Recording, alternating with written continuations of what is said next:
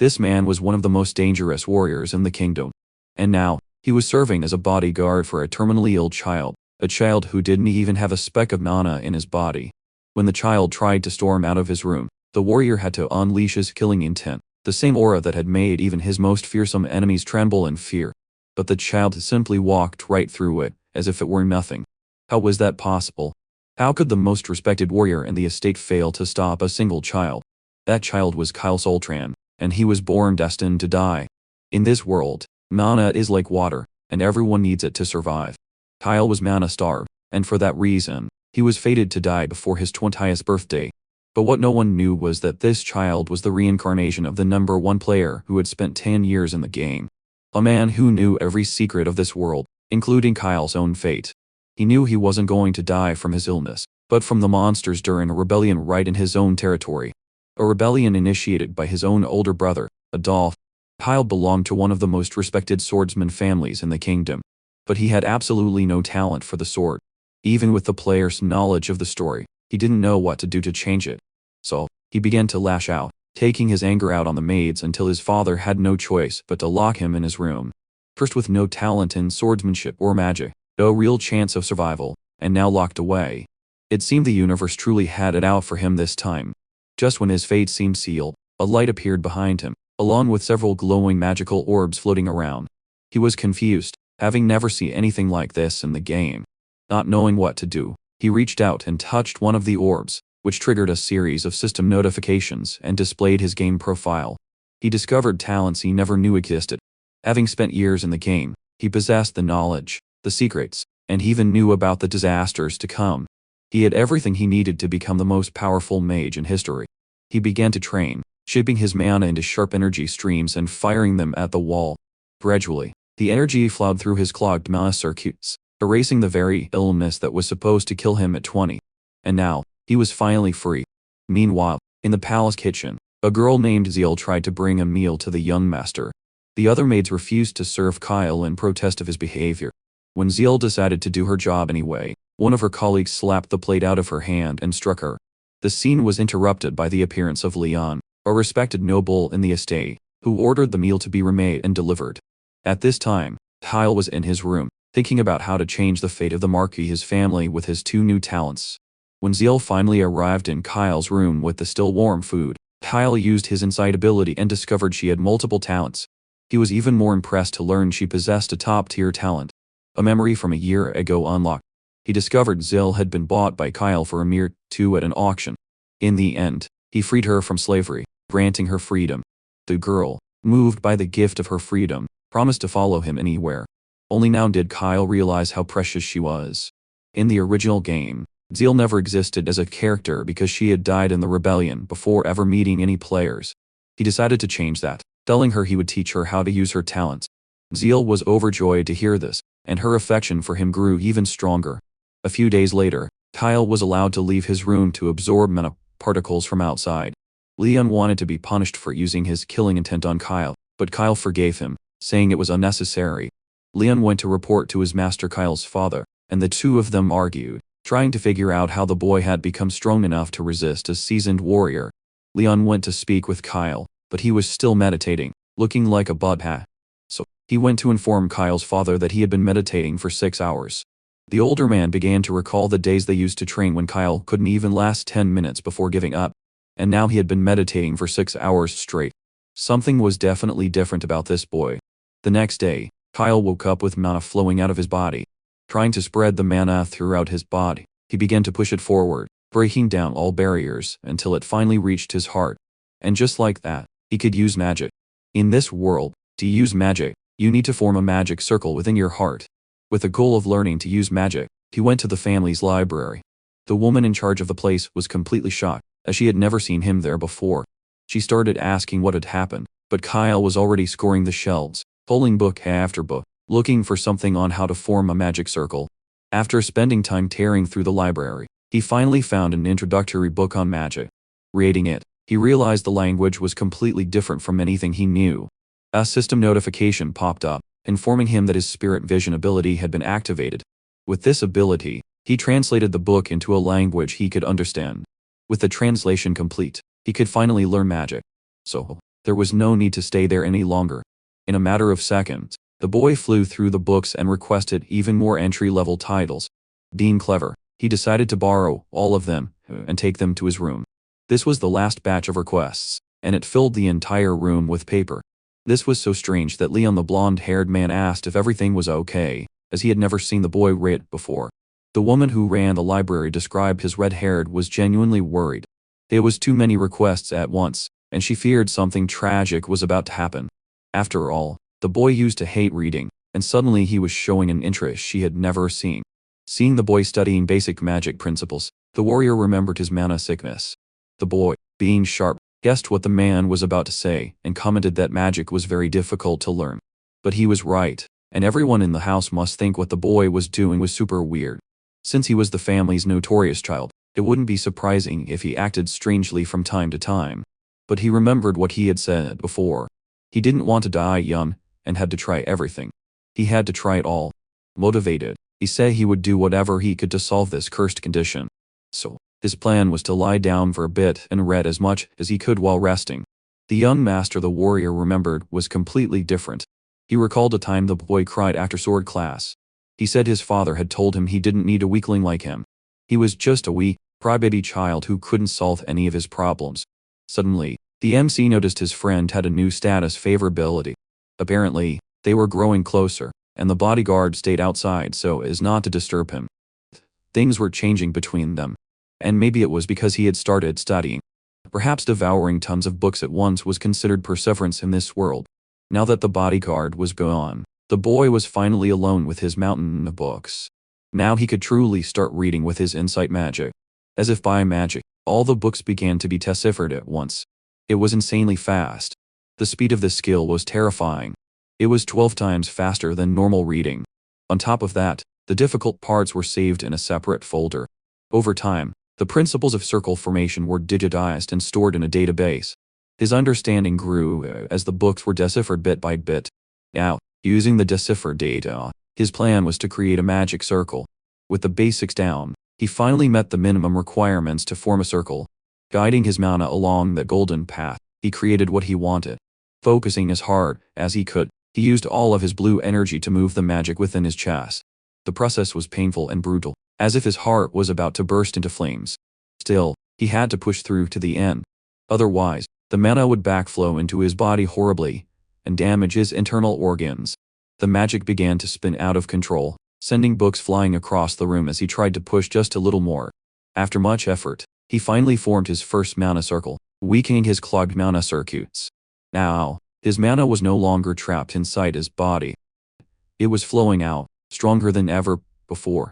He was thrilled that he had achieved his goal and could now use magic at will.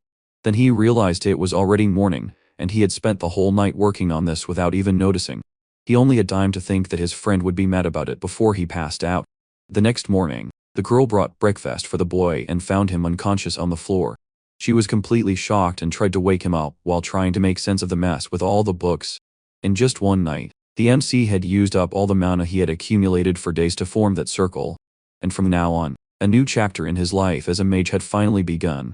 Chapter 7. In the kitchen, the maid was happily cooking a delicious meal. She was doing so because she had been praised last time, and it had pleased her master. This time, the other girls wanted to be the ones to bring the dish to the young master. Then they suddenly changed their tune, saying the boy was their responsibility, and they needed to go back to the original arrangement now that the master's personality was so much better. The girl said if they had any complaints about her work, they could talk to the M's. Ignoring them all, she walked away, leaving them with nothing to say. Before she left, a jealous one made a snide remark, basically saying she was a nobody. Back in bed, the boy enjoyed his meal of marinated meat. The recipe had been adjusted from last time to be even more delicious. Since she had been practicing hard every day, she had also learned some other recipes from the head chef. On top of that, the boy wanted to know how things were progressing with the magic spirits. To start, she needed the introductory book for that type of magic. And the girl was really smart. She had already read half of the material without any magical assistance. From what he read, it seems she came from a diligent family and learned in a steady way. For her age, she was quite talented, but it still wasn't enough. Closing the book, he said he hadn't had the time yet, and he needed to get stronger to learn more. In 2 months, the family would hold its succession ceremony. and something was going to happen on that day. A coup led by the second son, Adolphe, would bring down the Marquis's family. If they didn't want to die in the rebellion, everyone needed to get stronger, especially her. From now on, he ordered that someone else would handle the kitchen duties, while she focused more on her studies. But she said she would work hard at both, because she didn't want anyone taking care of and serving her master except for her. Crying a lot, she begged to be allowed to continue doing it instead of letting someone else. That surprised the young man, and he understood how she felt. Her family had fallen apart, and she went from being a noble to a slave overnight. She had even lost contact with her family on other continents, not knowing if they were alive or dead. Her life was finally starting to stabilize again, and she had been overwhelmed to learn she had to study spirit magic. She probably thought that if she didn't do her job well, she would be kicked out of the mansion. But he reassured her once more, saying she was the person he trusted with this. He said he didn't abandon anyone, and he always protected his own, and he promised he wasn't telling her to learn these things without a really important reason. Her skills were so good and careful that if she kept working hard, she would be promoted to head maid. But there were plenty of people working in the mansion who could replace her at any moment. So, he asked if she wasn't curious about what would happen if she trained in this art. Mages with that ability were extremely respected, and super rare anywhere in the world.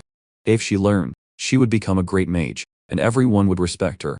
And until then, there would be no one to see who could replace her in that field. That sounded incredible, and even she wasn't sure she could do it. Handing her the necessary books, the boy said she would become the greatest of all time. She accepted the gift with a hoot, trusting her master, and decided to give it her all. Now, their relationship had increased even further, to 60 points.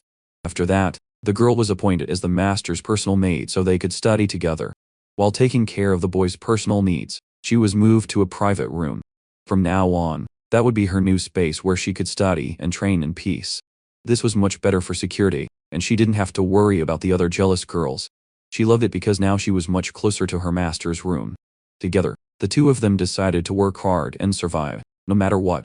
While she studied in her room, she would watch the boy take walks in the garden. Every time the two met, they grew fonder of each other, and their bond got better. Later, the warrior had to hear some urgent news. It turned out to be about the eldest young master Adolphe, who had found out his younger brother had changed. He had become much stronger recently and had been training every day. In addition to focusing on his magic studies, his personality had also improved a lot and was no longer insufferable. Realizing his little brother had finally grown up, he thought he should stop by for a visit as an older brother. Chapter 8. The boy's morning walks always included a moment to meet up with his friend. This time, he intended to go to a place out of sight. He said it was all for a magic experiment. They went to a place outside the kingdom's territory, hidden by dense rows of trees. While he practiced, his friend had to make sure no one got close so their secret wouldn't be revealed. Leon, the blonde-haired man, looked worried because his friend wasn't supposed to be training with that illness. But the current Kyle was completely different and could actually control his energy. He fired a powerful magic missile at a tree in front of him. The explosion was so big that both of them were shocked by the power and talent. The attack even destroyed the tree, making it clear the test was a success.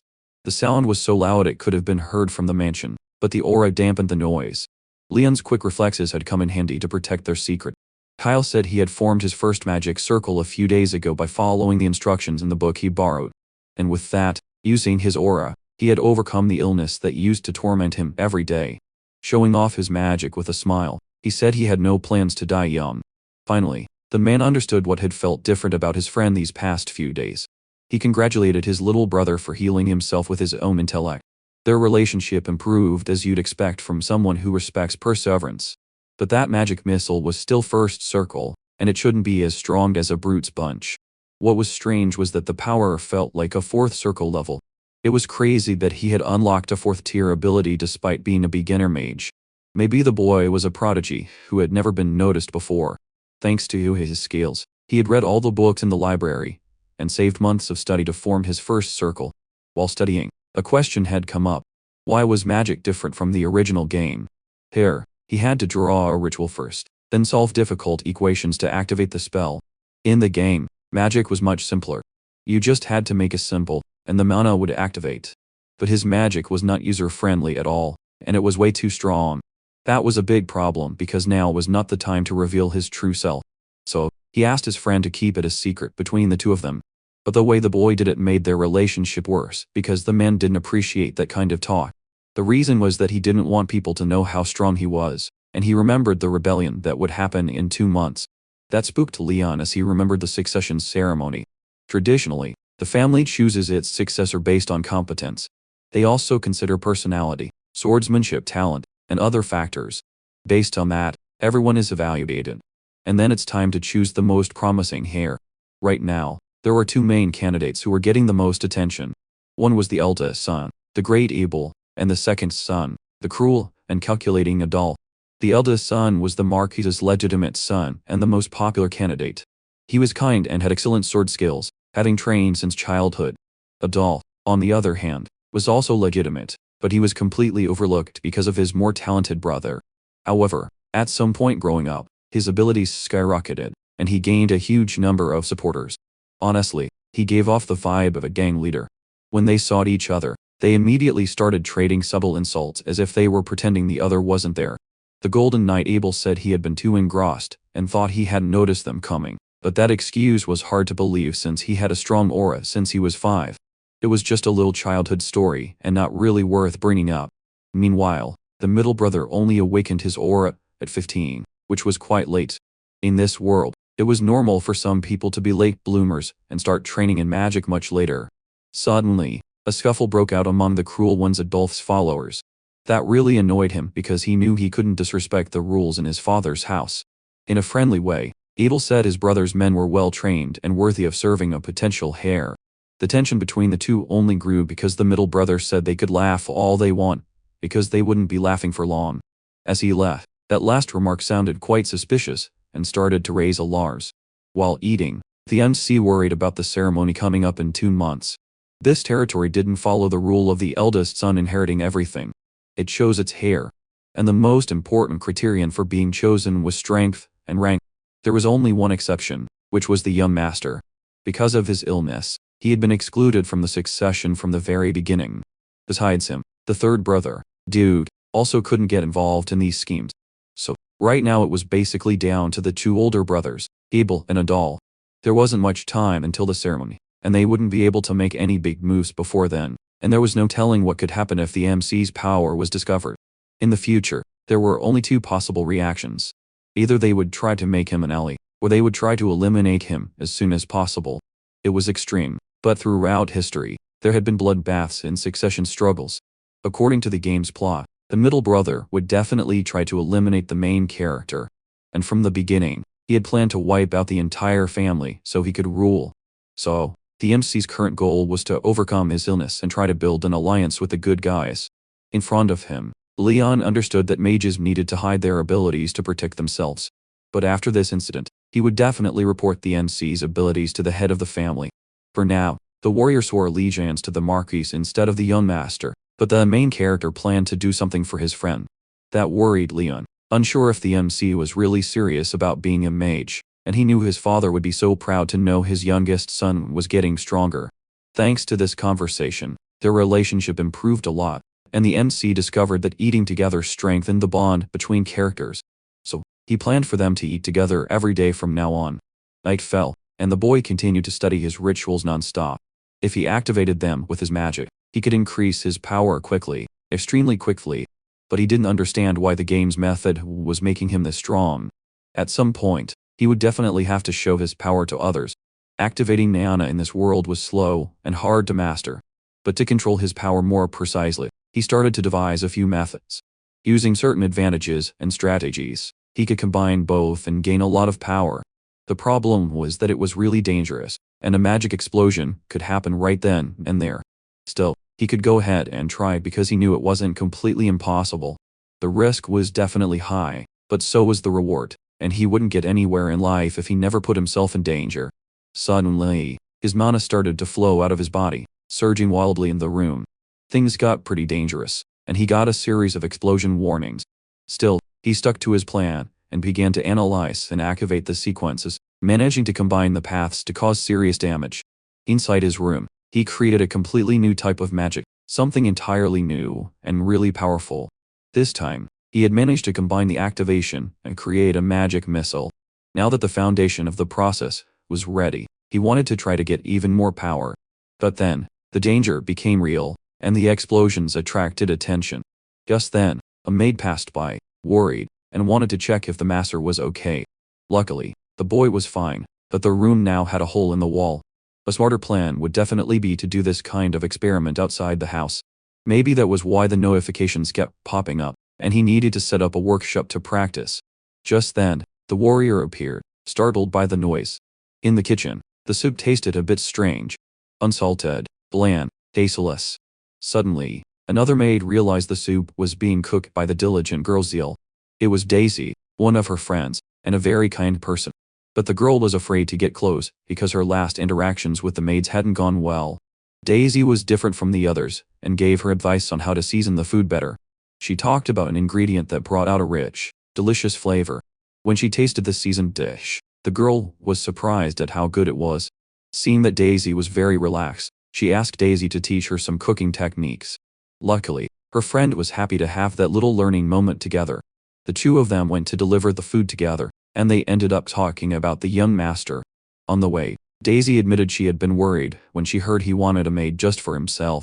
Fortunately, the MC had been acting much more respectable lately and wasn't a bad person. While he was studying, he found out Daisy had inquired about his situation as they had agreed, since Zeal hadn't said anything about her friend's current condition. Daisy was praised for doing a good job and making the right decision. He thought the impatient ones had already acted, but the rope was longer than it looked. Impatience was just what you'd expect from the middle brother. He was clearly in a hurry so he could carry out his evil plans. In his office, the Marquis completely lost his composure when he learned his son was cured. Leon was reporting that the boy had been studying magic. He had even achieved the first circle, even without any talent. That stunned the head of the family, unable to believe how this miracle had happened. After all, he remembered the MC used to have terrible health and basically lived in depression. Because of that, the two of them had fought a lot, and argued like enemies. In a really bad moment, the boy heard his own father say he never wanted a son like that, one who only caused trouble. He could clearly see the man regretted saying such things in the heat of the moment. To overcome that illness, you need an extraordinary magic talent. And that kind of thing only appears when you're 5. This was probably the only known case of someone doing it at 13. And there was no doubt Kyle had overcome his problems, because he could even control magic. It was definitely an incredible miracle. And the child probably still held a grudge against his father. But the warrior said there was no grudge. In fact, the opposite. The boy even said he wanted to speak directly with the head of the family because he was basically trapped in the house and wanted the Marquis's permission to go out. And he emphasized that his father should know he wanted to meet in private. From that, the man concluded there couldn't be any resentment between them right now. That cheered up the downcast father, who could finally see his son. Just then, the boy appeared, dressed up to meet the Marquis. Chapter 11. He was the head of the respected swordsman family that had protected the borders from monsters for generations. One of only 5 swordmasters on the entire continent. And finally, most importantly, the main character's father. Heading close to him made the boy's hands start to tremble for some reason. But his body still remembered the resentment and fear he used to feel. He recalled the times they trained with swords and he was berated and argued with time and time again. So weak he couldn't even lift a wooden sword. It was too heavy. It was a disappointment for a swordsman family that had never had such a weak child. For a long time, he felt useless because he couldn't use a sword and thought he would be abandoned. All those feelings hit the main character hard as he remembered everything at once. That memory belonged to the original owner of this body, the prince. But since their souls had merged, the emotions were also connected. Luckily, the one in control now was not the coward he used to be. Because besides being the boy, he was also Lee, an adult in real life. His job was to prove that Kyle Sultran deserved respect. The two of them finally met, and a strange silence fell over them. Apparently, the main character had something to say to his father during that meeting. The rules were clear. He couldn't leave the room without permission. Since he had been studying recently, he was allowed to go to the library, but not to cause trouble. The main character didn't trust his father at all, considering all the problems that had happened before. Still, his father was one of the most powerful men on the continent, and a formidable opponent. Things were difficult, and the only option was to resolve it through a frank negotiation. In the past, he would have lost his temper and talked back. But now, he seemed much more mature. He had caused his father enough trouble, and the past was weighing on him, so he was thinking seriously, and now he had a chance to change. After so many years of fighting, the boy finally apologized for how he had acted. On top of that, the smart kid also wanted to make a deal with the Marquis. Everyone knew the sickly child from before had overcome the disease that was destroying him. It was a huge miracle. Hard to believe, even in a fantasy world like this. The main character's power was unusual, and he combined different circles. He created a fireball to prove he was a first circle mage. Even after hearing the warrior's story, the father still didn't believe it. But the moment he saw it, with his own eyes, everything changed. He had become so strong that he could actually feel the mana running through his veins, growing stronger. You see, mages who overcome that illness have insane potential. In this world, a powerful mage is worth an entire knightly order. And even though his family was famous for swordsmen, having a powerful mage on the front lines would also be a huge advantage. If the family supported this plan, everyone could benefit from those abilities. An army combining elite swordsmen with outstanding mages would be stronger than anything else on the continent. This deal was beneficial for the family, and obviously for the child. His talent was worth investing in and developing. In life, it's all about winning, and the Marquis valued profit and honor above all else. Trying to use the family sentiment card wouldn't work, and he was fully capable of making cold-blooded decisions for the good of the family. But if their interests aligned, even a shaky relationship could turn into a partnership. Now everything would be settled between two smart adults. The older man couldn't even tell if that boy was really the son he once knew, because he no longer acted like a child. He seemed to have grown up. So, he asked them to invest in a rare talent like his. The negotiation went very well. He had figured out exactly what the other side wanted and used that to bargain. He got exactly what he wanted, using his power and authority. It was crazy to see a child who used to burn books talking like this. A child who was once considered the family's disappointment had grown up and progressed. Now that he was considered valuable, they would provide funding along with magic stems for his studies. But seriously, he needed to prove himself and not disappoint his father. A few days passed, and his friends came to his room. Everything was much more luxurious now, and there was a personal workshop for mages. The inside had been reinforced with a magic barrier in the walls. On top of that, the place was equipped with all sorts of tools, potions, and artifacts. The warrior was stunned, because it must have cost an absurd amount of money. Luckily, his dear father had been happy to pay every last penny. It was a surprise that the grumpy man had been won over by his own son's charm. Zeal was also surprised, as it was very difficult to use spirit magic freely in her room. That was why her friend had set up a separate space for it. The place was equipped with anti-vibration devices, so she could practice freely. And she was allowed to use the workshop whenever she wanted to study, because the main character wanted her to be his right hand in the future, not just a maid, but an unparalleled spirit mage. That made her cry a lot because she had been working every day without rest. Her goal was to learn everything she could and become a useful person. Their relationship was getting stronger, and everything seemed to be going well. Suddenly, some stones began to glow, attracting the girl's attention. The spirit circle was reacting and seemed to be out of control. A strange light emanated from the ritual, forming an incomplete spirit, and honestly, it was super cute. It immediately befriended the maid who had accidentally attracted it. It seemed she had summoned it by chance, just by walking near the workshop. That little mascot was a perfect match for the girl's talent. It was incredible because this technique required a different type of magic. Her emotions had probably helped the spirit stone react and create that mascot. The stones had just been bought and were now used up instantly. The boy couldn't have expected this to happen so early in the story. On top of that, this creature was high level and couldn't be identified with insight. Although small, its power was so high it couldn't be read by human abilities. Its name was Ash, and it seemed to be an ancient light spirit. That shocked the boy.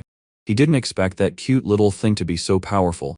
Elder spirits were basically the highest tier, and they were one of the hardest things to summon.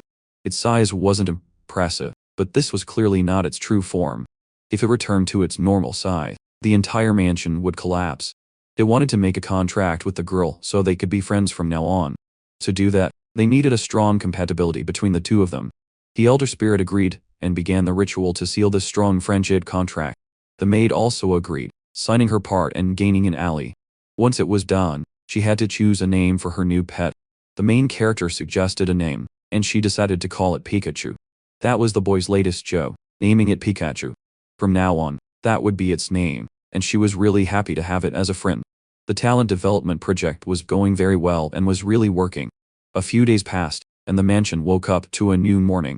The warrior admitted he hadn't paid much attention to his charge, in the way a brother should. Then, it was revealed that the person standing before him was Adolf, whom he hadn't seen in a long time. Chapter 13. The two brothers were having a meeting with the maid serving them. The gang leader Adolf recognized the girl.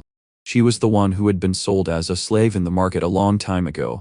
He complimented her on being beautiful and thought it was funny she ended up as a maid. In a disgusting way, he demanded she be sent to his house. He was definitely there because he had heard news about the illness being cured, and he started the conversation on a not-so-friendly note.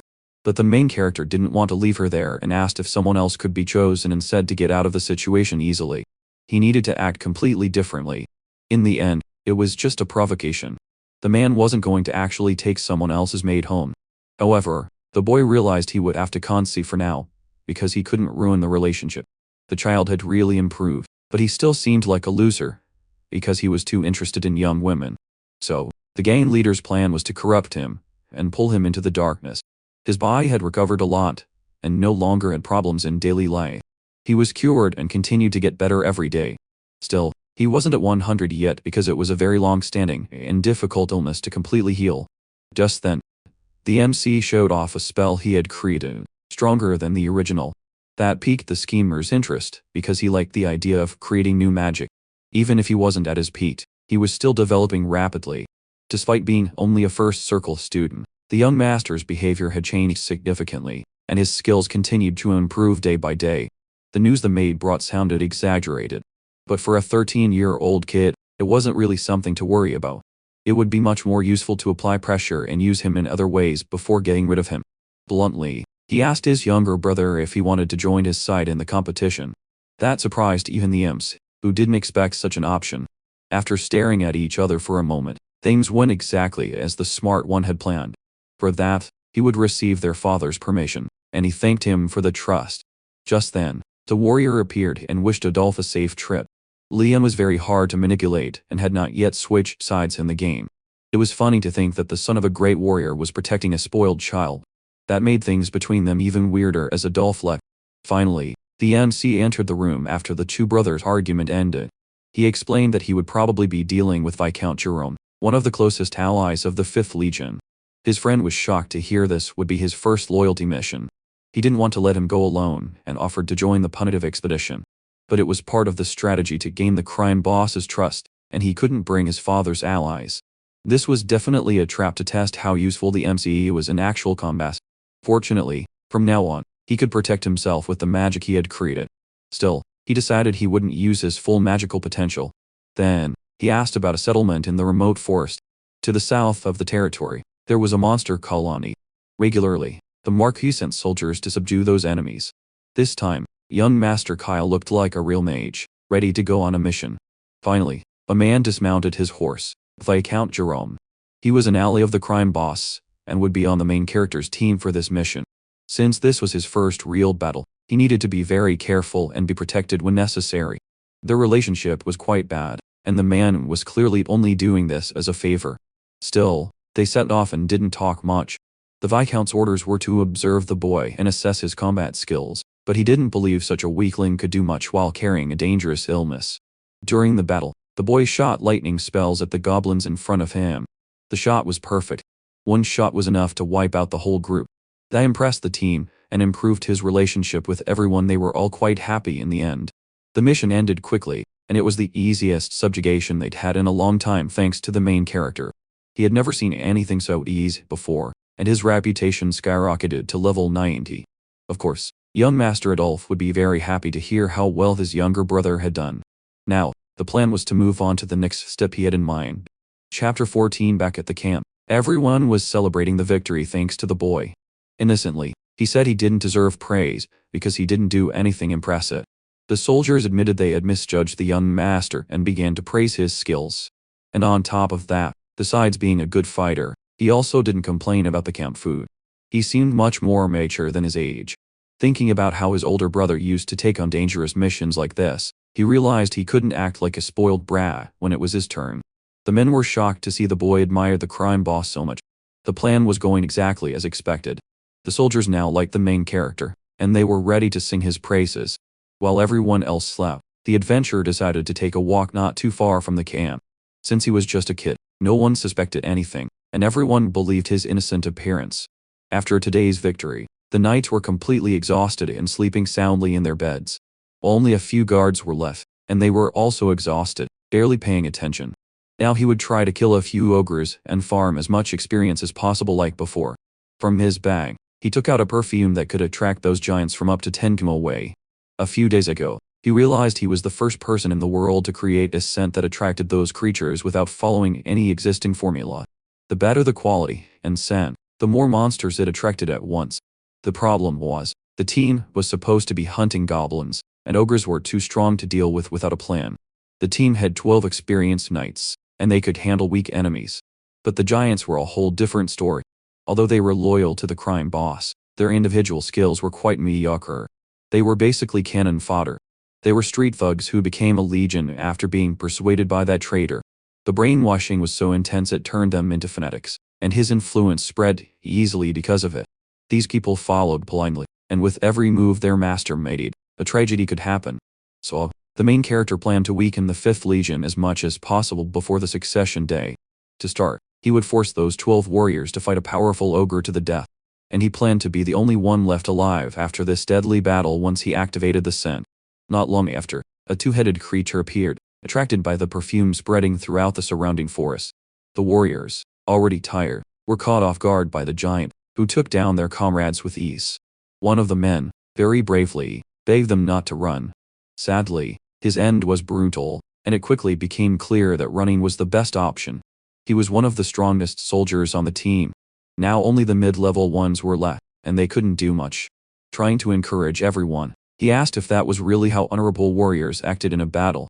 If they failed this mission, those ogres would surely advance into allied territory and massacre the people. Taking command, he made everyone agree to follow his orders from now on. Luckily, the Viscount was a high-level warrior and said he could handle it alone. But the MC didn't want to help. He would stay until the end, supporting him with magic. He knew he couldn't face his brother again if he abandoned his men in battle. So, he used a spell, strengthening the warrior even more with his abilities.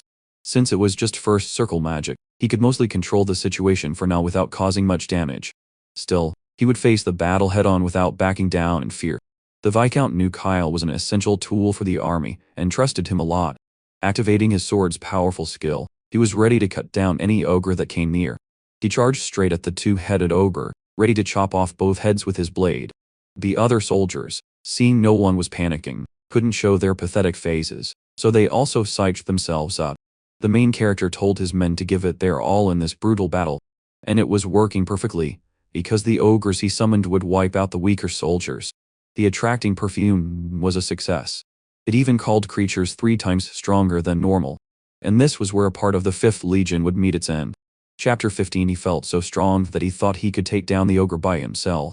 He landed a powerful blow on one of the twin heads, and they immediately went on alert. Everyone was overwhelmed by the aerial battle between the two sides. Most of the strongest knights had fallen, and the weaker soldiers began to panic. Watching everything from a distance, the little psycho was delighted to see his plan was working. Without lifting a finger, he would eliminate all enemies with ease. Unknowingly, he had outsourced the job to the giant ogre, who would do it with its own fists. Jerome wondered if they could really win this battle, and started to think that maybe it was time to resort to his last option. He had been granted a power from the shadows to become stronger, and if he unleashed it, he would never be able to return to normal. Sylvain had said that when that happened, he would turn into a raging monster with no humanity left. That was why this power should never be wasted on some random weak enemy. He would surely be able to defeat the ogre, but he would never find peace from the beast's rage. But maybe that was still better than dying like a loser to an ogre. From a distance, Kyle said he would provide magical protection. That gave the Viscount more confidence, and he felt encouraged by the mage. Saying it was still too early to use the last resort, Kyle activated a mental purification on his friends. Suddenly, everyone felt a surge of energy, and began to believe they were the best of the 5th Legion, giving it their all. They wanted to show their true strength. While they fought, the MC watched everything from a distance, paying close attention. In just a few seconds, they all started to fall, taken down by the big beast. The priority was to eliminate the 12 knights. And now only Jerome was left. Their sacrifice would not be in vain, and he asked for one more support spell to finish off the mutant once and for all. Moving the pieces like pawns, he channeled more mana to end the plan. and he activated a type of power that began to envelop him in purple shapes. Pinned by claws, all he could do was look straight ahead and face his opponent. The ogre was right in front of him, and its eyes lit up with happiness. Using only one hand, it would finish the man once and for all, brutally. In front of all the soldiers, their leader was crushed and disappeared forever. That sent everyone into chaos, as they all thought they were about to die. Fire started to surround the beast's body, and it screamed in agony. Then, right in front of everyone, it collapsed to the ground, dead. Ending the battle, the young master climbed on top of the enemy. From inside it, he pulled out a high-value crystal, and now it was time for a rather shady move. He started to lie, saying that thanks to the Viscount, he had been able to take down the enemy. This victory belonged to the 12 brave warriors, and all who had fought for their own lives. So, they began to praise the young master, who had triumphed on the battlefield. The result of this subjugation was a success, and the two-headed mutant was eliminated. On top of that, they had also killed dozens of goblins, which was the original goal. Unfortunately, they had suffered heavy losses in the battle. Hearing the news, the evil blonde man Adolphe couldn't believe it, and asked if it was true. They explained that Jerome had died in a brutal battle against a mutant in the forest. The blow was so fast, he didn't even have time to use his shadow power. Losing that man was a huge blow to the team, not to mention all the soldiers who had died. There was nothing left to do, and they wanted to somehow recover the ogre's corpse from the camp. Only then did he say he was relieved to see his younger brother return safely. After all, defeating such a strong enemy was a great achievement for the young man. For that, their father would be notified, and everyone would receive the honor they deserved. The mask the MC wore, the innocent younger brother act, began to slip from Adolphe, who walked away in anger and suspicion. But for now, it seemed the older brother was still being fooled quite easily. The MC had gained his brother's recognition, and taken down the 5th Legion. It was a masterstroke, and he joked that maybe it counted as killing 3 birds with 1 stone. A mutant wasn't a big deal, because the warrior could take one down alone without help. And joking, he said he had only intended to act weak at first. It seemed he really wanted to get close to the evil brother's side without telling Abel anything. This was part of the plan, and in the future, he would be recognized, and they would come looking for him. A few days later, a meeting took place in the family's conference room. At that meeting, they would review the results of the expedition, and decide how to divide the spoils. Also, the young man's contributions would be discussed for the first time in the inner circle, and if anyone had any objections, they were free to speak. One of the barons thought this was too much because in the old days, the child was just a useless bum. Awkwardly, he said he liked the boy, but wasn't sure if he should speak his true thoughts. It turned out the kid was still just a first circle mage, basically a beginner. Still, the baron thought most of his achievements were being exaggerated just because he participated and came back alive. And he concluded by saying, "It's hard to believe the MC suddenly grew up overnight." He reminded everyone of all the trouble the kid had caused in the past. Kyle could only smile while everyone badmouthed him right to his face. Apparently, the barons had never faced a real wolf before making such judgments. When they arrived at the hall, the MC said, "It's not as easy as it looks, and you have to see it for yourself." Defending his little brother, Abel said even strong knights would have a hard time taking down a 2-headed creature. Some retorted, saying it only happened because the knights had sacrificed their lives to protect the child. However, the finishing blow was Kyle's, a fact confirmed by the surviving witnesses. Unlike before, the boy was now focusing on studying magic, and the baron should put his personal issues aside. Angrily, Adolphe told the man not to try to ruin things. Still supporting his younger brother, he threatened him and told him not to cross the line. Suddenly, everyone seemed eager to defend the child now that he was starting to show his true worth. At that moment, the evil brother agreed that Kyle's reward should include a large sum of money. After all, the warrior had witnessed the child's brutal battle and had no doubt about what he had done. For that, he was granted freedom and could finally enter and leave the main mansion and go outside. But the spoils from the mutant would still be distributed based on contribution, and the boy would not receive anything. At the end of the meeting, the MC didn't understand why he didn't get anything after all he had done. So, he went to ask his father why this had happened since he hadn't caused any trouble. But the older man was very sharp. He knew the child had kept the ogre's heart as his reward. Not knowing what to say, the MC thanked him for at least being allowed to leave the house. Just then, the gang leader appeared, wanting to talk to the boy. He said he had kept his promise and told their father about the child's achievements. And he demanded that, in the future, the boy remember how much he cared for him. From a distance, Abel thought it had been a long time since he had paid attention to his little brother, and he hoped to have a chance to talk to him. The thing was, that time had come, and he said it was an unknown ability that not even their father understood. That confused the MC as to why he would suddenly reveal secrets. A little earlier, after the conference ended, Abel appeared to praise his younger brother. He said the child had handled the battle very well and was now a respected mage in the family. Then, he asked if the boy had time later so they could eat together. He explained that he wanted to have a small get-together to hear the details of what happened during the jungle expedition. But the boy suspected the warrior had some hidden reason for asking about his achievements. And immediately he started revealing secrets that not even their father knew, for no apparent reason. It was clear he wanted to recruit the MC to take down the force Adolf had created before it was too late. The MC had to choose his words carefully and asked why he knew that secret. He said he was scared of what might happen once something so big was exposed. As you'd expect from an older brother, he clearly wanted something from the child in return. But frankly, the kid said he wasn't really on the middle brother's side. However, that didn't mean he planned to join the side of justice. Time passed, and we see Adolf rampaging with his dark power. He finally found out his brother had gone to talk to Kyle. That angered the crime boss because he had discovered the child's talent first and didn't want to lose that advantage. And if the MC switched sides, Adolf would rather poison him than let him become an enemy. Apparently, that was why the maid was in the mansion in case such things happen. Back to the family talk. Abel wanted to know why his youngest brother was acting this way. Honestly, the MC said the eldest brother was really kind, which embarrassed him. When he activated his ability, he couldn't see much about the character, because the level was too high. The only bad thing was that their relationship was neutral, with no favorability points at all. He continued to act strangely in front of the kind blonde-haired man, who didn't even know how to react, and the other apologized. Despite being the eldest, he had never really had time to take care of his little brother before.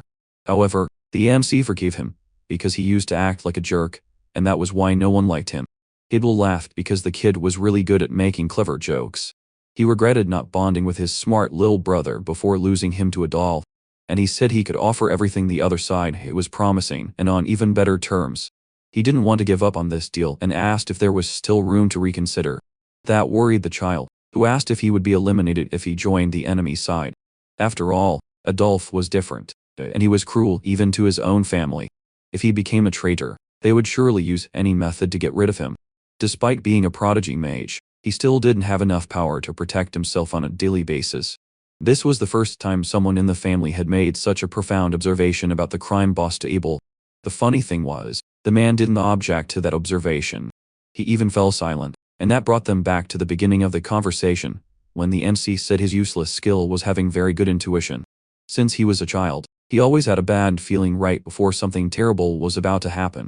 And whenever he listened to that feeling, he avoided dangerous situations. With the ceremony getting closer, those feelings were getting stronger, especially around the evil brother. That skill felt like a kind of future-seeing ability, like the MC's intuition. And after entering the boy's body, he had definitely developed a talent he didn't have before. Because of that, the other entities were experiencing system changes that had never happened before. Still, Adolf was family, and the second direct heir of the Marquis, so he couldn't cross the line. But the MC was there because he had this very bad feeling, and he had kept it a secret until now. He trusted his intuition and knew that if Adolf became the Marquis, the family would be finished, and no one would be safe, including the young master. So, his plan was to join the enemy's side and observe things from up close while gaining their trust.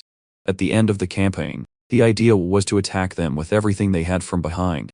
And if the good brother helped it, things would go much smoother with a higher chance of success. As the eldest brother, Adel couldn't refuse such a solid offer from his younger brother, and said he would help him. But first, the MC wanted a little favor to get the mission started. Chapter 18. A few days ago, they found a bag of platinum coins. Basically, months' worth of salary. Leon wondered where all that money suddenly came from. But actually, the MC got it thanks to Abel, who had lent him some money. Besides being handsome, he was also rich, and he funded the mission as soon as he heard the plan. And that was pretty crazy because no one knew the eldest brother was so generous. With this personal communication device, they would be able to talk without being in the same place.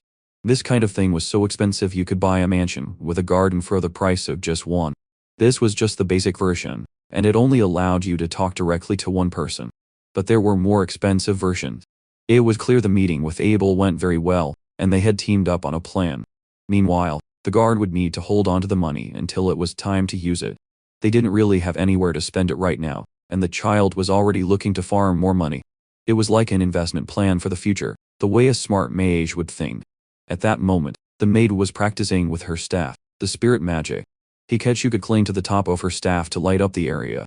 Unfortunately, the magic wasn't working, and she couldn't make the light shine.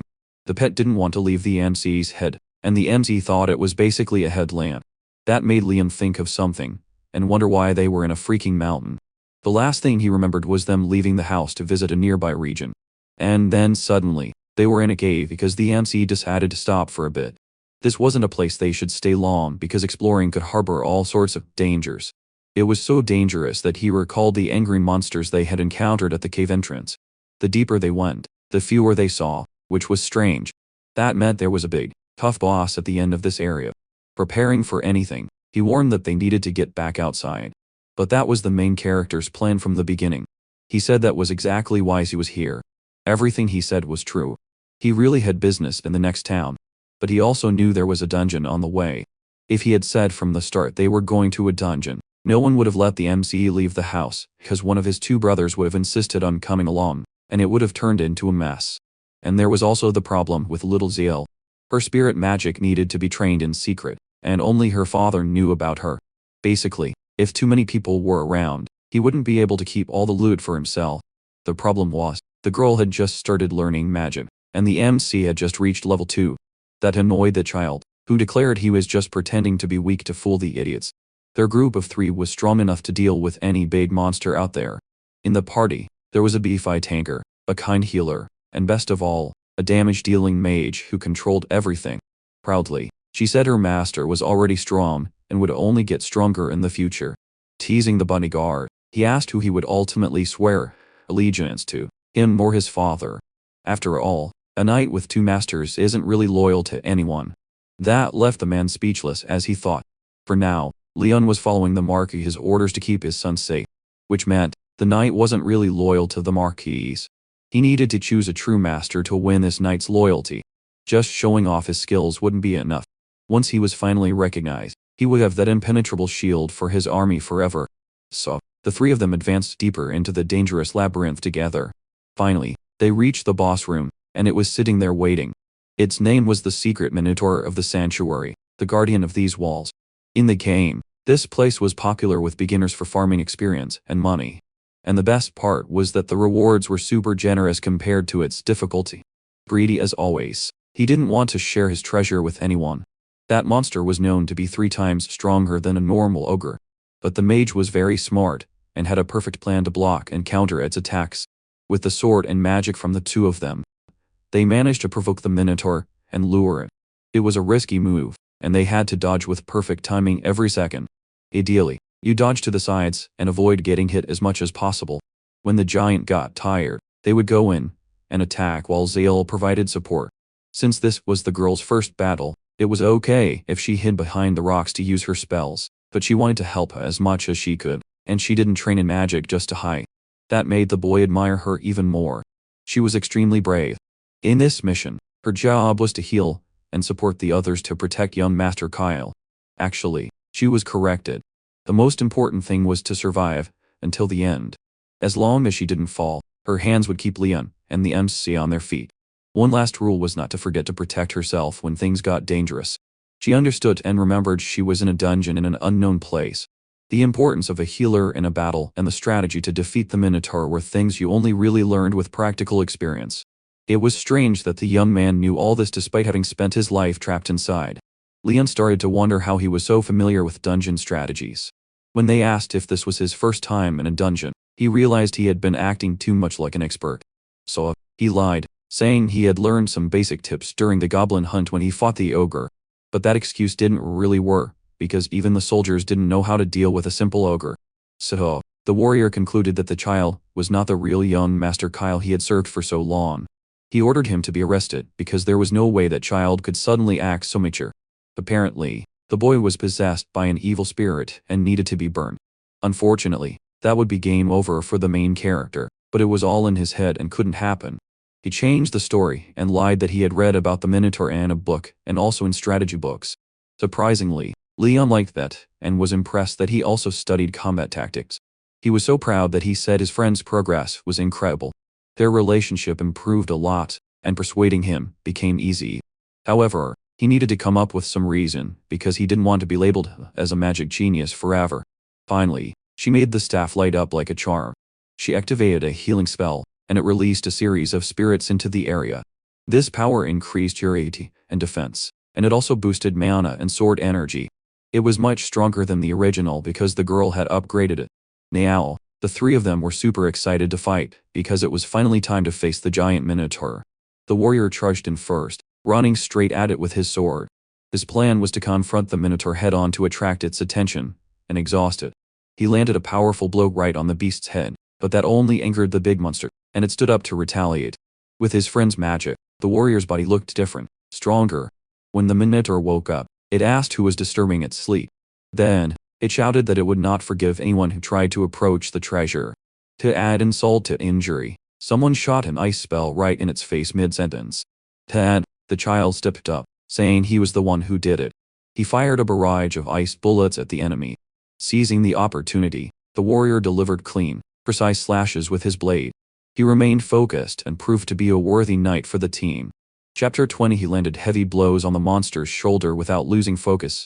The monster couldn't believe it. It was shocked by such audacity. It unleashed all its rage on those who dared to approach its treasure. Preparing for a fatal blow, it wanted to wipe them all out. Not a single one would survive. Luckily, the boy had set up ropes and magic rituals to protect himself.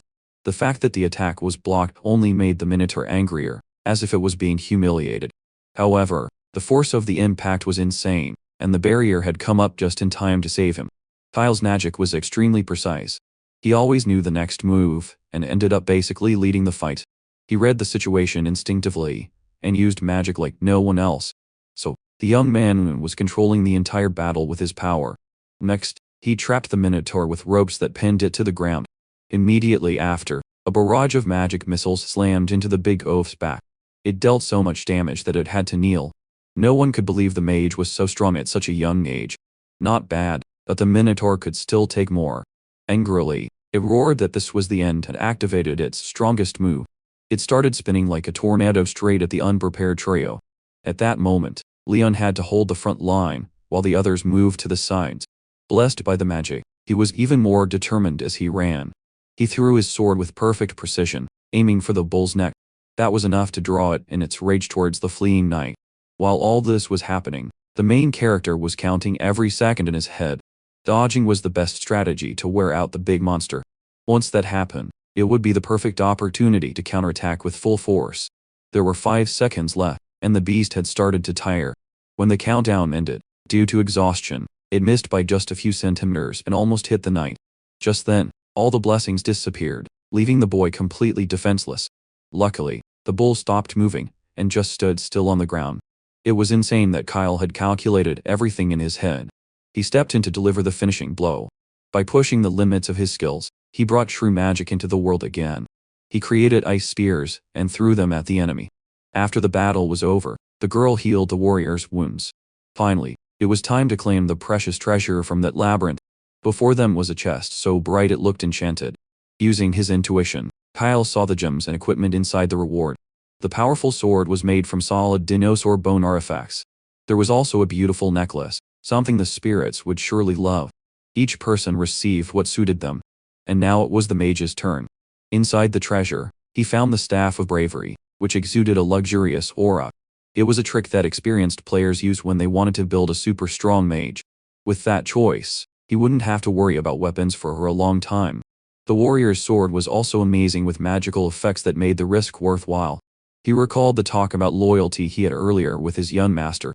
The maid felt very guilty, because she thought she was the only one who received everything from Kyle. She wanted to be useful without accepting a treasure she could never repay. The warrior agreed that those treasures were too expensive for anyone. But Kyle explained that he didn't give them these things just as a reward.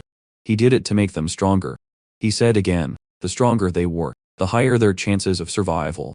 He also said there wasn't much time left and they needed to strengthen the group's power with a smart plan. Breaking the clan's rules, he had no plans to report all those supplies so that people wouldn't find out how strong he was becoming.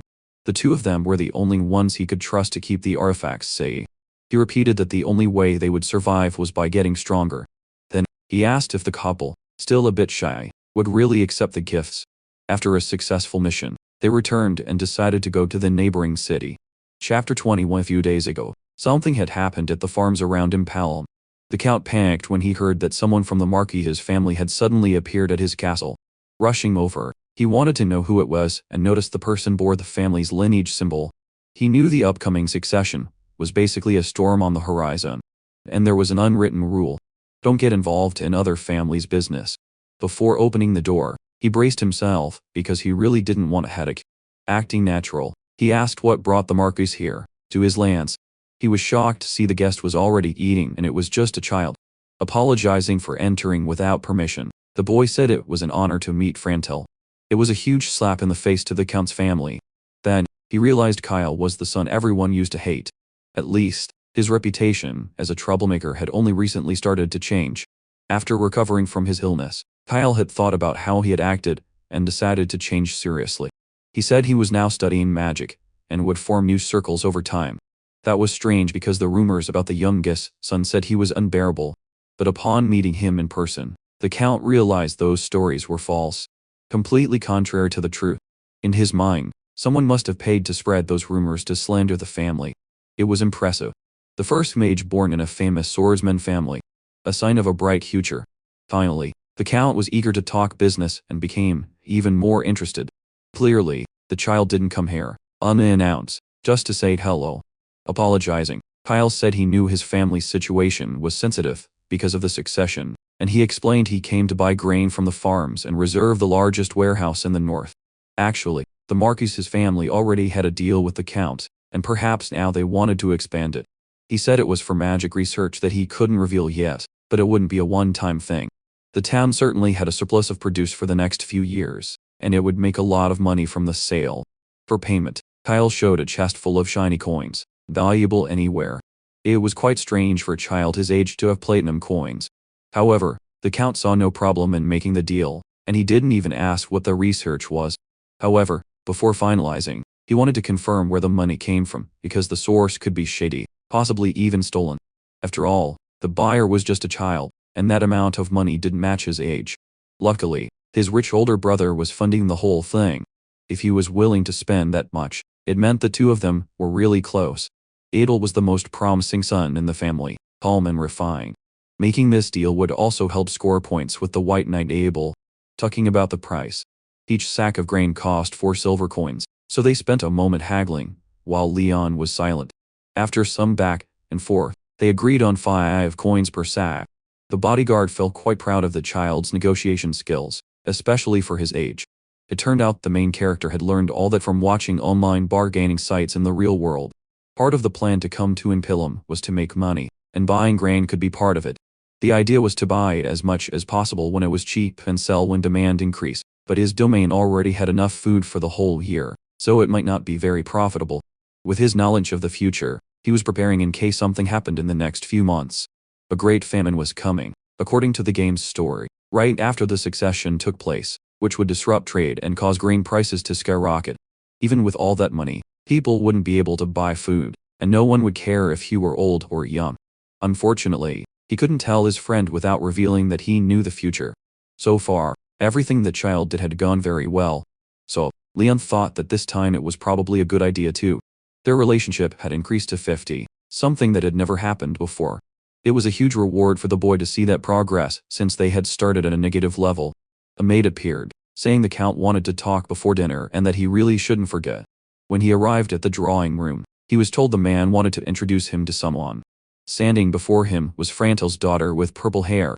She was really beautiful, and her name was Iris Neon. All of this was a huge surprise to the young man. He didn't expect to have a meeting like this.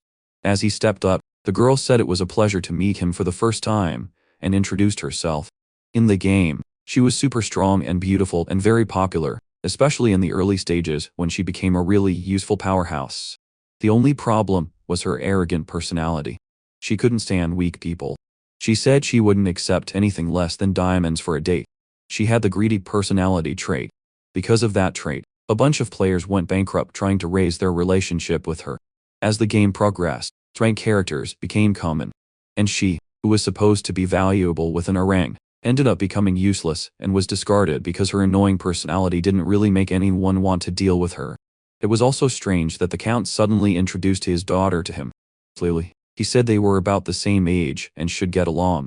Iris was also studying magic, just like the main character. Still flattering his daughter, he said she had a special talent for magic. He explained that since both were studying, they could learn together.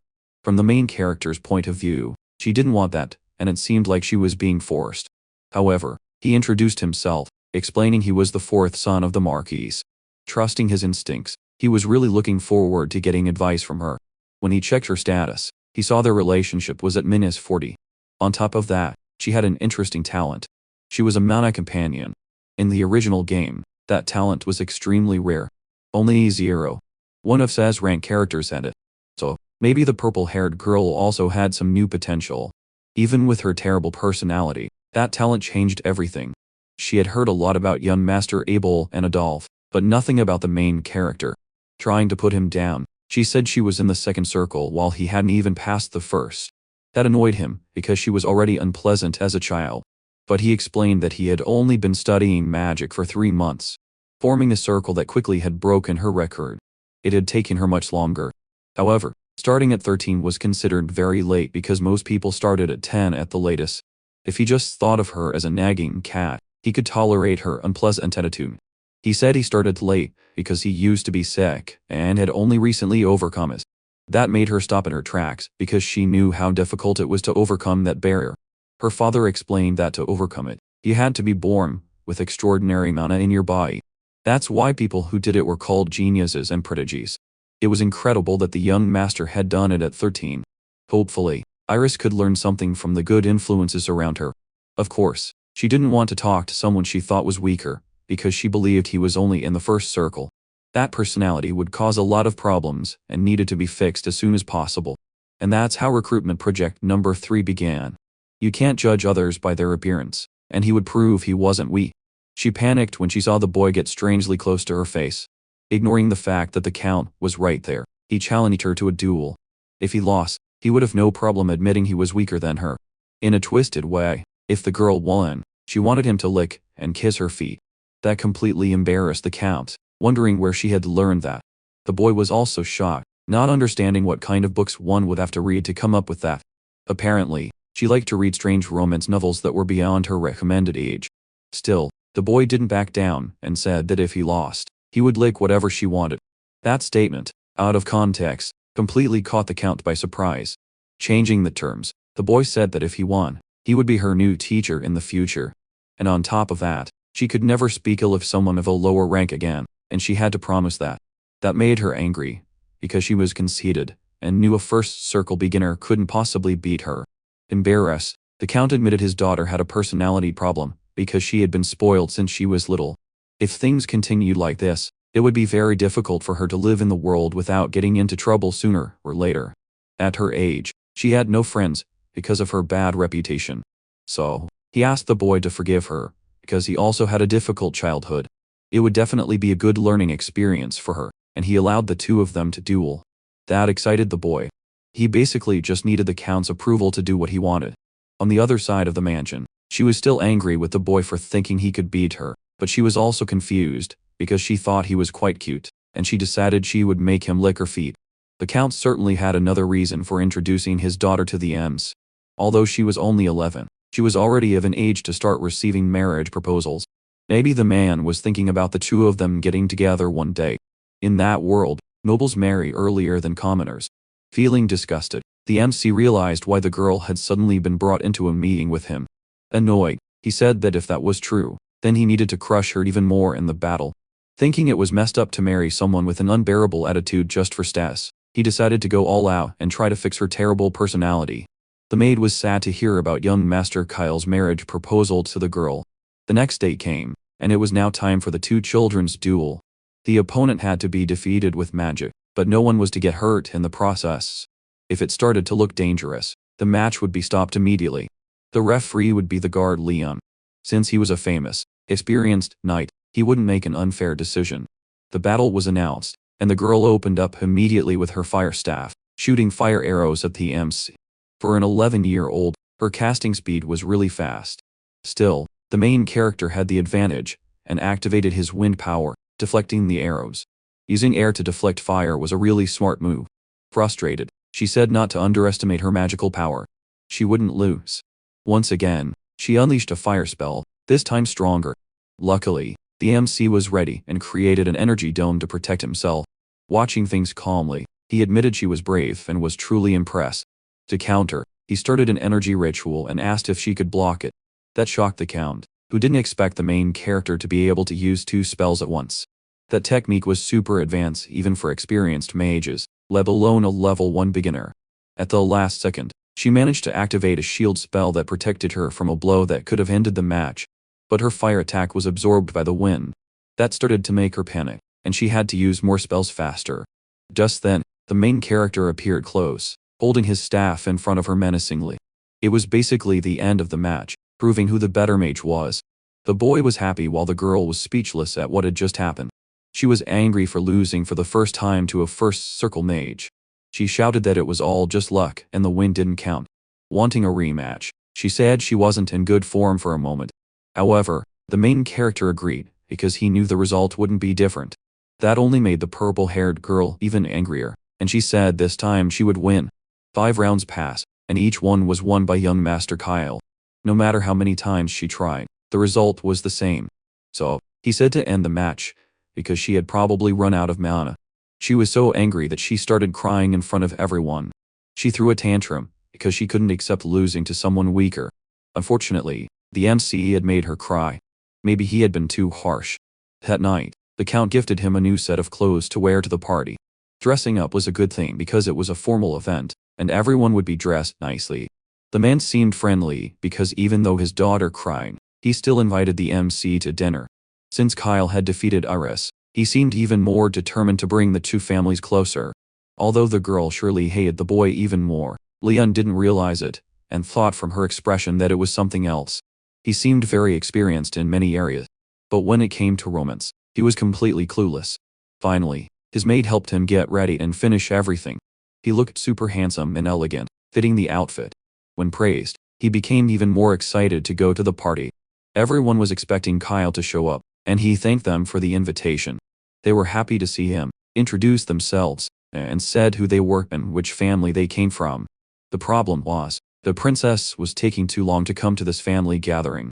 Since he had made her cry earlier, the MC thought she wouldn't want to see him again. Luckily, she finally entered the room, and she looked stunning. As always, she was embarrassed to see the MC again. The same thing happened to him. He didn't know how to act in front of someone so beautiful. It was a surprise, because he thought their friendship was ruined forever. She already knew the boy was good-looking, but dressed like that, he looked even better. It was time for everyone to sit down and eat the family's delicious food. The MC sat next to Iris, unsure if he should because of what had happened earlier. When he activated his intuition skill, he noticed their relationship level had increased a bit. He didn't understand how their friendship had increased by 30 points when he didn't even do anything. Maybe it happened because of one of her traits, so it was better to be prepared for next time. Luckily, the meal was much more pleasant than he expected. Even she acted calm in front of her family without being arrogant. But then there was a moment when she asked her brother for the pepper shaker. Immediately, the MC handed her the nearest salt shaker he could see. At that moment, their hands touched, and she was completely flustered.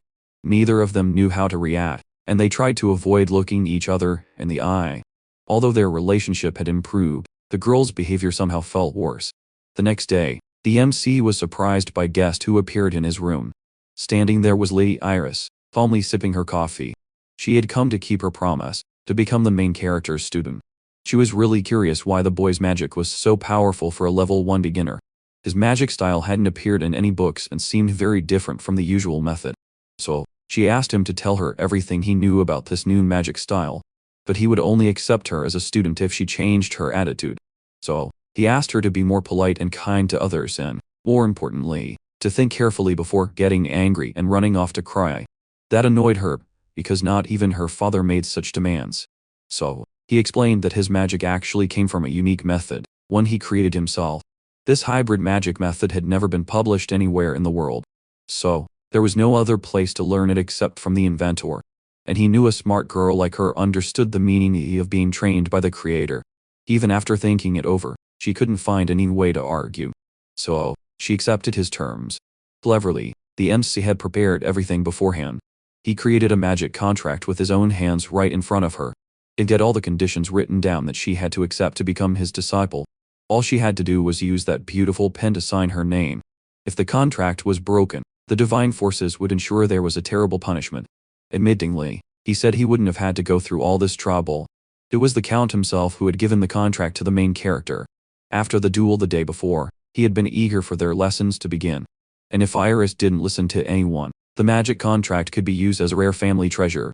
That really angered the purple-haired girl, and she couldn't believe her father had actually said that. Angrily, she stormed out, saying she would confront him and find out the truth.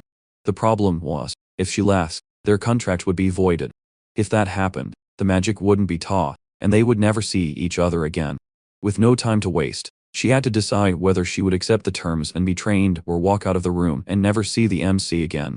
Chapter 25. She needed to decide quickly whether she would sign the document or not. Losing his patience, the boy wouldn't put up with this crying act for long. Even though her potential was high, he considered giving up because of her personality. After all, he needed reliable allies, not someone who needed constant care. After a long hesitation, she agreed and said she would sign the papers. She slammed the contract on the table, still as annoyed as a spoiled girl. But the MC warned her to read the conditions before signing blindly. He explained that Iris would be the student, and he would be the teacher in this agreement. On the paper, there were 7 rules written that had to be followed for the deal to be valid. She was so worried about the punishments that she didn't realize they were quite gentle requests. But the 7th rule was very strict, and required her to actually fight sometimes. The main character asked why she really wanted to learn magic. True to her personality, she said it was because she wanted to be better than everyone else. She liked being praised, and she thought it was fun to beat weaklings until they followed her rules. She wanted people to admire her, so that was why she started learning magic. But recently, she had also started to enjoy learning itself, and watching her skills grow and get stronger was fun. Because of that, she didn't even notice when she stayed up all night reading. It was motivating to see how competitive she was, and how much she wanted to improve. He confirmed that the most important factor in becoming a powerful mage was not mana. A thirst for discovery and intellectual curiosity were what truly drove magic. Those were the talents of someone with a mana companion skill. She admitted that since she started studying, she had wanted to become stronger. And finally, she signed the contract, agreeing to become his student. With the paper in hand, the MC said the deal was official. Smiling, he was excited to start working with the girl by his side, and he hoped Iris would become a reliable companion in the near future. That freaked her out because she understood those words in a romantic way. After the conversation, she ran out of the room, embarrassed about what had just happened. The boy really should be more careful with his words, especially since he was quite handsome. Hearing that, the maid remained silent in the background, observing the whole thing. That night, the MC spat out his water when he heard a question about marriage, like if he was really going to marry Iris. The one asking was Ziel, who didn't show it, but seemed a bit jealous. He explained that he didn't even want to think about marriage because he was only 13. Annoyed, he said everyone in that town was in a hurry to get married early. The world was about to end, and there was no time to waste on love and weddings. So, the maid understood that her master wasn't thinking about anything like that right now. At least not until he was 18. Unexpectedly, the girl said her mother used to be very beautiful. So, when she grew up and became a real young woman, she would be as beautiful as her mother. When she left, the boy was left alone, embarrassed, not even sure what had just happened. The kids in that place were really mature, and were already worrying about marriage. When she grew up, she would be even more beautiful, because even now she was stunning. And then he started to think a little more about who Ziel's mother was. A woman who originally came from a noble family before being sold as a slave. Sadly, her father and brothers were dead, but her mother and sister were missing. The girl was surely worried, but probably felt too guilty to ask her friend about it. However, the boy decided that one day he should find out about it. A few days passed, and it was finally time to go home. Iris's family was at the gate, saying goodbye elegantly. Strangely, the girl wished her teacher had stayed a few more days at her house. Luckily, next month he would be back to teach the magic he had promised. Spoiled as ever, she said that the next time he came back, she wouldn't even bother opening the door. But as she said that, She collapsed to the ground with a sharp stomach pain. It was one of the master's rules. Think carefully before getting angry. Her father warned her, telling her she needed to calm down until the pain passed. Unfortunately, it didn't work, and she had to suffer for hours for acting spoiled. From a distance, it sounded like music to the boy's ears, because he benefited from the situation. As soon as he returned from the city, he realized his brother had come to see him. Elwin mentioned stocking up on grain for the great famine to come. Cleverly, he trusted his little brother's intuition. His brother had also bought some with his own money, about 1,000 times the amount the boy had bought. Even if he lost all that money, he wouldn't worry or blame anyone. Worried, the main character knew he wouldn't lose a single coin, and that he would actually make a huge fortune. At a training ground, the Marquis was honing his swordsmanship skills. Suddenly, his son appeared with a few towels for him to dry off. Oh, the Marquis, curious, asked how the trip went, and it turned out to be quite comfortable. It turned out the older man had received news from the Count and knew his son would be teaching magic. In a way, this experience would be very good for the child, and he should give it his all as a teacher. Still curious, he asked if the Count had mentioned anything else. A marriage was mentioned, but luckily their family didn't have the tradition of pushing for it so early. Even the older members of the family weren't married, so the youngest didn't need to worry. Since he had been sick for a long time, he needed to quickly make up for lost time. And the father said he would be the one to handle the whole marriage issue. It was a huge relief for the child, because he wouldn't be hindered by such annoying things anymore. Sheathing his sword, the Marquis said he never planned to force his son into any political marriage, especially since he himself had never officially married the child's mother. Sadly, he admitted she never wanted it. When she was pregnant, she said she was happy with everything and didn't want anything official. She didn't want the stress of status and was fine with just being his woman. Even his friends approved of their relationship. Somehow, she felt guilty and thought the situation was somewhat wrong. She said she didn't need an official title as long as she had her husband and child to take care of, and that it was the man's job to protect her and any children they had because he loved them so much. He promised to do that and give them all the love he had. Even if he hadn't done much for his son until now, he would support him as much as he could. He also promised to support him in whatever he wanted from now on. That shocked the young man, because it was strange to see that grumpy old man acting like a soft, affectionate father. On top of that, if the MZ married the powerful daughter of another family, it could cause a huge conflict. The older man valued family above all else and wanted to avoid such problems. And now, it was important to continue playing the innocent child for a little longer. Ending the conversation, he said he needed to go back to studying in the library. The whole scene was super awkward, and the young man didn't even call him father. Staring at the pendant, he wondered if that woman still held any grudges. Walking down the corridors, the NC thought about everything he had just heard. He remembered he should have mentioned the loot he got from the dungeon. He had told his guard not to report anything to the Marquis until he had a chance to explain. He had never really thought much about it. And now it was time to go to the library, without fear of the future. Just then, he ran straight into another noble who was walking down the hallway. Before him was the third son of the family, Duke. Strangely, he looked like he had grown since the last time they talked. Even though he was 2 years younger than the main character, his physique was more like a knight's. There were even rumors the child had recently become a low-level warrior.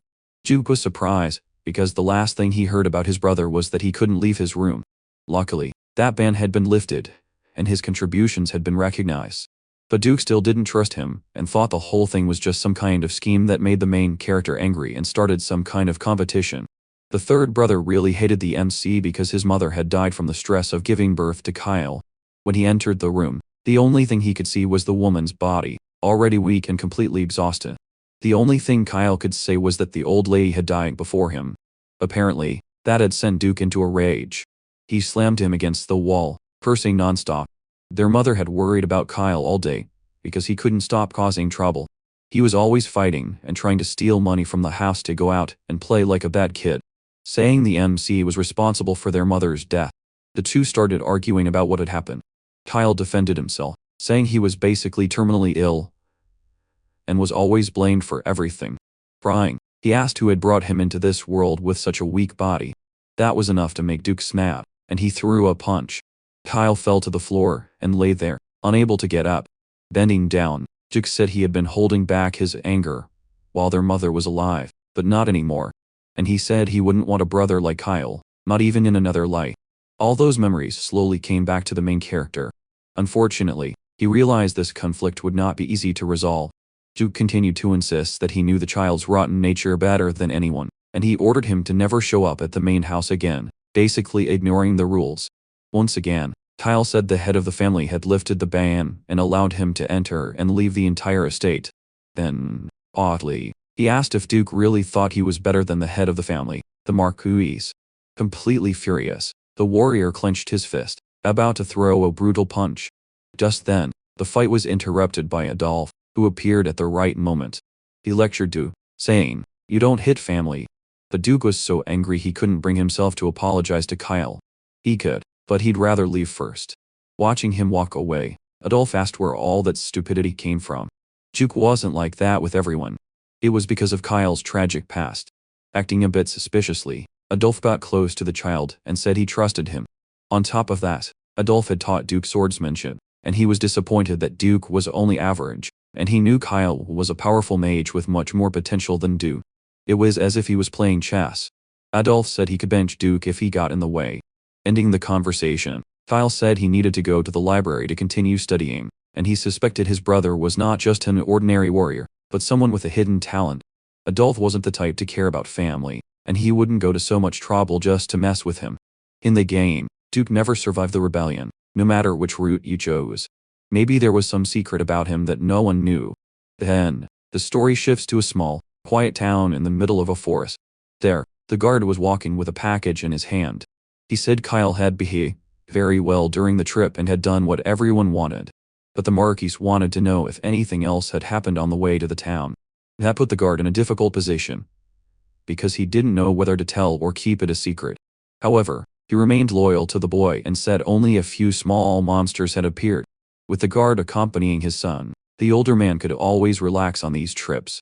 For a moment, he decided to put Kyle's wishes first and keep the secret. It turned out he had gone to that town to see his father. The two of them had spent a long time talking while fishing, catching up on everything. The rumors that the MC had matured had reached the village.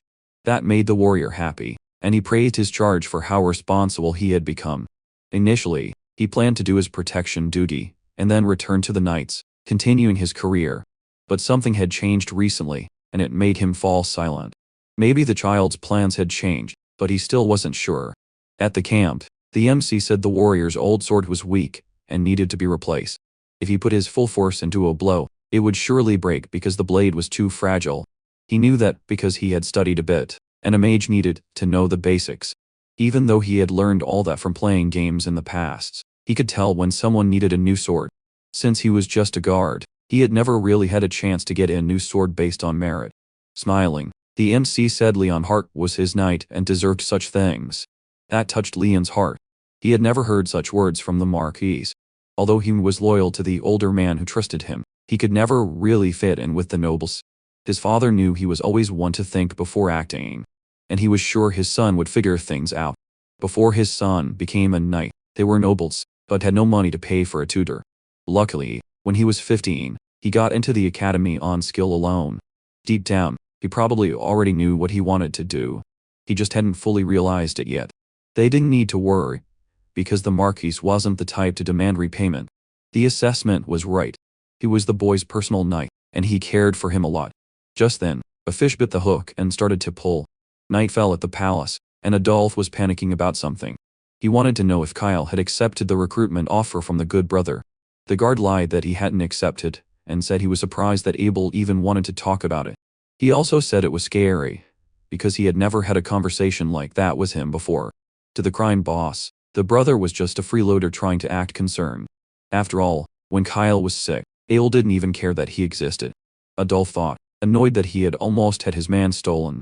With Jerome gone, he couldn't afford to lose any more power. Even if it was just a first circle kid, it was still better than nothing. The boy knew both of them had not been in his life when he was sick, and Abel's approach was much more obvious, showing he saw the child's value. To survive and defeat the evil forces, he needed the power of that swordsman family. Adolphe began to wonder why they had bought so much grain from the farm in the neighboring town.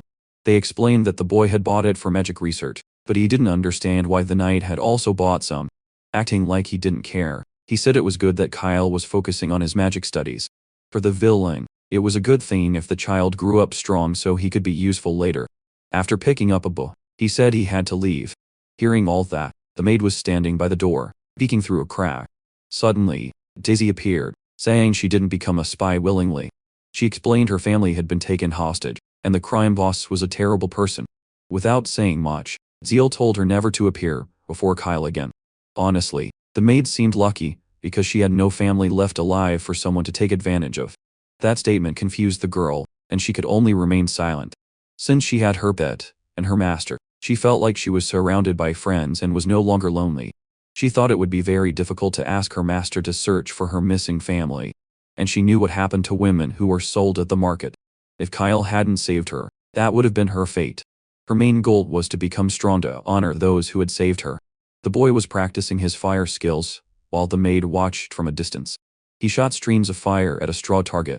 The hit was so powerful it blew up the target, and sent debris flying all over the arena. The attack was already at the second magic circle, and his proficiency was 100.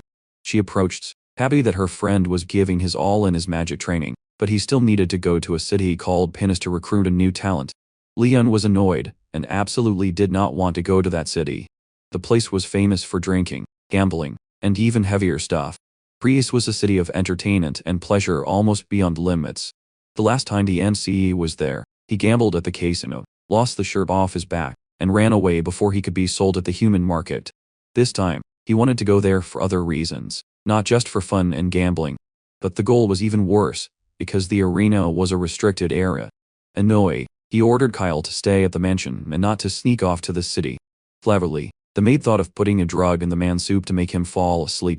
That would be a huge problem for the M's, who couldn't waste any more time. He only had one chance to track that person's movements precisely. Siren was the playable main character, and as the protagonist, he had very good stats. His strength was proven, and if the NC could recruit him, it would be a huge help against evil. The problem was, the boy was in the underground arena in the casino city. On one side were the undefeated champions of the arena. On the other, the sword demon appeared. No one could believe that scrawny kid was the celebrity everyone had been talking about. Despite looking weak and skinny, he could take down anyone with just that sword. They said the boy's personality changed as soon as he touched the weapon. He charged straight at the men, and they started running like crazy. He said none of them would get out alive, and immediately took one down. With the entire arena stained, he asked who was next. Choosing a target, he started cutting down everything he saw in front of him. As expected, the sword demon won another insane victory. All he could think about was killing the others and spilling more red blood everywhere. Suddenly, he dropped his sword and collapsed to the ground, mentally exhausted. He spent his days locked in a cage, being watched by everyone. It looked like he was about to pass out, and might even die. They let him recover on his own, because his body hadn't fully developed yet. For everyone, it was shocking that a kid so young was so good with a sword. His story was unknown, and no one knew of any living relatives.